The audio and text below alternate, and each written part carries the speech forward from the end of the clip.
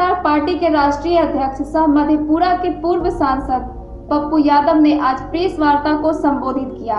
उन्होंने अपने संबोधन में केंद्र और राज्य सरकार पर जमकर निशाना साधा और कहा, क्या बात है कि जब पूरा देश कोरोना महामारी से जूझ रहा है तो बिहार के मुखिया नीतीश कुमार पिछले 86 दिनों से अपने आवास से बाहर जनता का हाल चाल लेने भी नहीं निकले हैं। उनको जनता की थोड़ी सी भी परवाह नहीं है। कोरोना फंड के नाम पर घोटाले हो रहे हैं जिनका कोई हिसाब किताब नहीं हो रहा है। बार बार लालू जी के 15 साल के शासनकाल का हिसाब मांग रहे हैं। अब नीतीश कुमार जी के शासनकाल में अपराध की घटनाओं में बेतहाशा वृद्धि हुई है। बिहार में लॉ एंड ऑर्डर पूरी तरह ध्वस्त नजर आ रहा है। पटना से रामजी प्रसाद की रिपोर्ट। इस सवालों की चिंता आपको नहीं है। आपको गहरी चिंता है कि चुनाव हम 5-15 साल में जो कुकर्म किए हैं, नीतीश बाबू जो महापाप किया, उस महापाप को नीतीश बाबू जो 6 मुद्दे थे 6 में कोलैप्स हो गए हैं। पेरिस, पलायन, अपराध की लंबी फिरस्त है। इनको शर्म नहीं आता नीतीश बाबू को। लालू यादव को गाली देते हैं।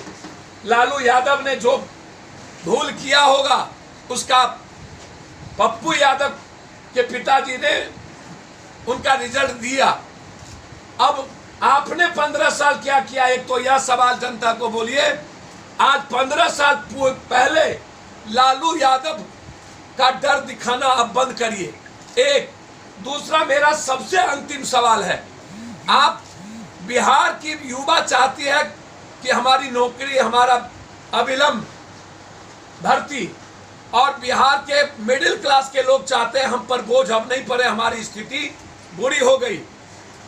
तीसरा, पटना चाहती है 2 कंपनी, एक कंपनी L&T और सिंगला।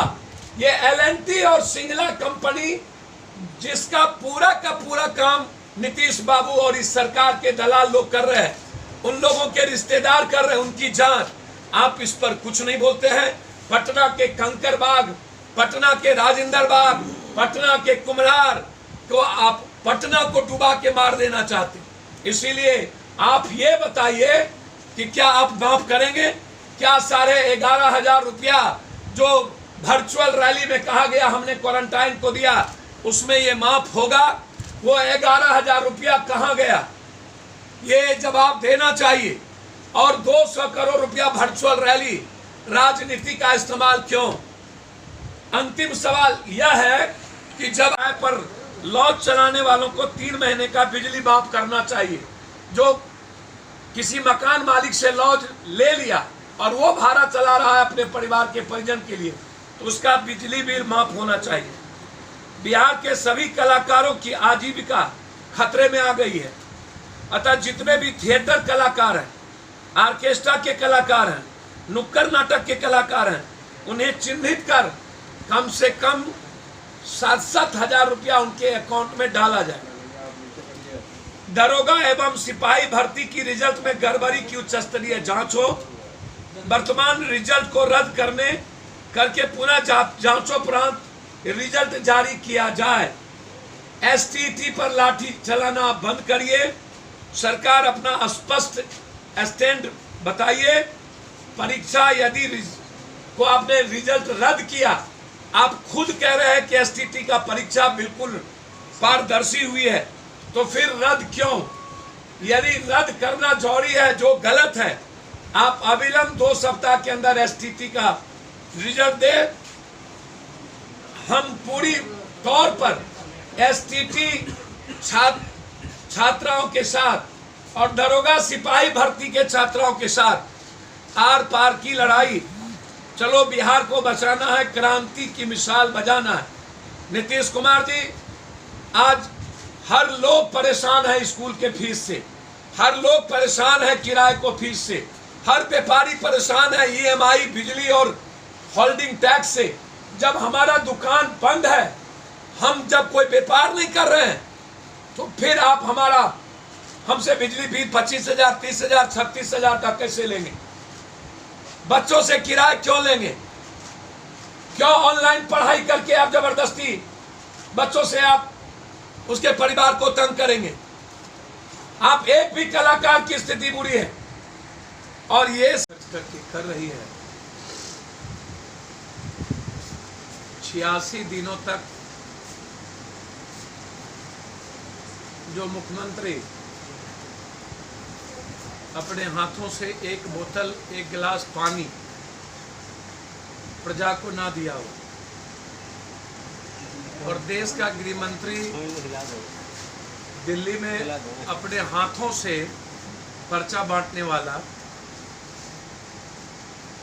ये एक लोटा पानी किन्हीं को देते या इस देश के मजदूर या बेरोजगार युवाओं के लिए उनके चेहरे नहीं देखे गए हों।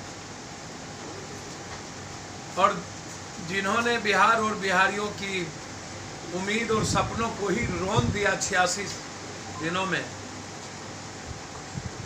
मेरा उस मुख्यमंत्री से जिनका डीएनए पर्सनल खराब होता है, लेकिन बिहार के डीएनए खराब होते हैं तो उनको समझ में नहीं आती, जिनका चाल चरित्र पटना के बाढ़ में भी 9 दिन के बाद एक दिन दिखा, वो भी छावा भर पानी में जाते हुए, चिमकी बुखार में भी 12 दिन के बाद जब मौत का सिलसिला 6 साल तक जारी रहा तब वो गए।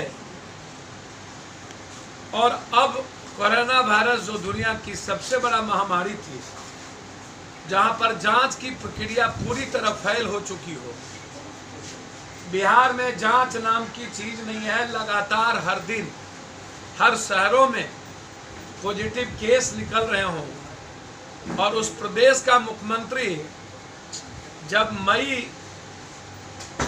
में भी आकर मजदूरों को जहां है वहीं रहने की बात कर रहा हो, और अंत में हम लाठी बोली गोली खा के आ, इससे मुख्यमंत्री की नीयत का पता चलता है। उनसे मेरा डिमांड है कि ना तो आप कभी बाढ़ में दिखे, ना तो आप, अब कभी कभी बोलते हैं कि बाढ़ में हम देते थे।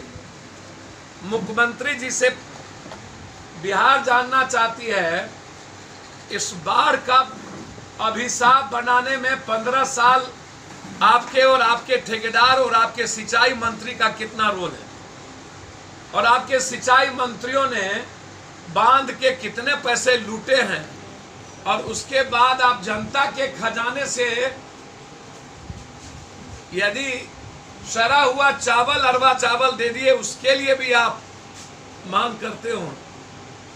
और आज बिहार जानना चाहती है कि जब दिल्ली में 5.5 लाख लोग पॉजिटिव केस होंगे, अनलॉकडाउन ऑन में आपने सारी प्रक्रिया को ध्वंस कर दी, जांच की प्रक्रिया को आपने रोक दिया, क्वारंटाइन में आपने करोड़ों अरबों रुपया लूट करके क्वारंटाइन बंद करने का निर्णय ले लिया, करोड़ों करोड़ रुपया बिहार के सीओ कमाए, करोड़ों सेंटर के। डिजिटल रैली में डेली आप गाली गलौज कर रहे हैं। नीतीश बाबू, मेरा पहला सवाल आपसे है कि आप गाली गलौज करने के पहले आपको यह बताना चाहिए था कि आप 37 लाख आए हुए मजदूरों के रोजगार और उसकी जिंदगी बनाने आपके नेचर के विपरीत लोग आए। आपने लाया नहीं, हम लोगों ने मिल के लाया। तो ये सवाल बिहार की जनता जानना चाहती है कि आपने क्यों जांच बंद कर दी और उनके रोजगार पर आप क्यों चुप हैं। सर्वोच्च न्यायालय के आदेश के बावजूद भी लगातार के गले मिले थे, हाथ मिले थे। लालू यादव को आपने बड़े भाई कहा था, तो क्या लालू यादव उस वक्त अपराधियों को संरक्षण देना खत्म कर दिए थे? क्या लालू यादव के पास अकूट संपत्ति नहीं थी? क्या लालू यादव के बेटे का नाम तभी पता नहीं था? क्या लालू यादव ने का डरावना चेहरा तब नहीं था? अरे सुशासन बाबू, आपने तो सिवान में उस दिन शादी करा दी, खरमास में ब्याह करा के टिकट दिया।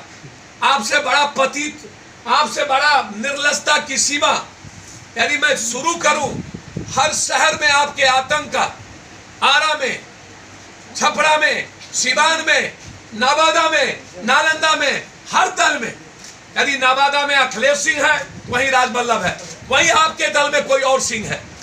आप मौत का सिलसिला जारी करके रखे हुए हैं। सब एक है। आज बिहार की जनता लालू यादव के 15 साल को नहीं, आपके 15 साल को जानना चाहती है। और 86 दिन आप कहां गायब थे? आज तक एक लोटा पानी नहीं दिया और किराए पर, स्कूल बिल पर आप माफ नहीं करेंगे तो कल 6 बजे हम यहां से मसाल जुलूस पूरे बिहार में निकालेंगे। और जरूरत होगी तो हाईकोर्ट का दरवाजा, 3 महीना जब मेरा दुकान और कुछ नहीं चला तो व्यापारियों को पहले ही नोटबंदी और जीएसटी में तंग कर तबाह कर दिए। अब जब तक जन अधिकार पार्टी है तब तक व्यापारी, स्कूल, कलाकार को कोई तंग नहीं कर पाएगा। लड़ाई आर पार होगी और हम बिजली बिल नहीं लेने देंगे, EMI बिल नहीं लेने देंगे, होल्डिंग टैक्स नहीं लेने देंगे, ये हम घोषणा करते हैं। धन्यवाद। आपको कुछ पूछना हो तो पूछ सकते हैं। जहां पर पॉजिटिव केस को दिल्ली के बाहर बेड नहीं मिलेगी, लोग आने के लिए परेशान हैं, तो आज भी सरकार उस पर गंभीर नहीं है। तो इसीलिए पहला सवाल है कि क्या आप बिहार के बचे खुचे जनता को मार देना चाहते हैं? उसमें स्कूल फीस और ट्यूशन फीस किसी भी कीमत पर 3 महीना का आप माफ करें। किसी भी परिस्थितियों में बच्चे और उस मिडिल क्लास के परिवार की स्थिति बहुत ही बुरी है। कम से कम 3 महीने का ट्यूशन और स्कूल फीस माफ करें। बिहार में विद्यार्थियों का लगभग किराया रूम आप माफ करें। जितने भी विद्यार्थी अध्ययन के लिए किराए पर मकान लेकर रहते हैं उनका किराया माफ हो। रद्द परीक्षाओं को पुनः आप करवाएं। लॉकडाउन के कारण जितनी भी परीक्षा रद्द हुई, क्लासरूम में भले ही परीक्षा न हो तो ऑनलाइन करवाएं, लेकिन बिहार के बच्चे परेशान हैं। राज्य में बंद पड़े सभी निजी स्कूल, उनका बिजली बिल माफ हो। निजी स्कूल जितना हो, जिसके स्कूल बंद हैं उसका निजी स्कूल माफ हो। विद्यार्थियों के लिए चल रहे लाइब्रेरी का किराया और बिजली बिल माफ हो। विद्यार्थियों के लिए जो लाइब्रेरी चला रहे हैं हमारे बच्चे पटना में आके, आज हालात ये हैं कि वो नहीं दे पाएंगे, इसीलिए उसका किसी भी कीमत पर लाइब्रेरी का बिजली और उसका भाड़ा माफ हो। छोटे एवं मंझोले व्यापारियों, चाहे बिहार के जिस शहर में हो, उनकी होल्डिंग टैक्स, बिजली बिल और व्यावसायिक ऋण EMI ये किसी भी कीमत पर माफ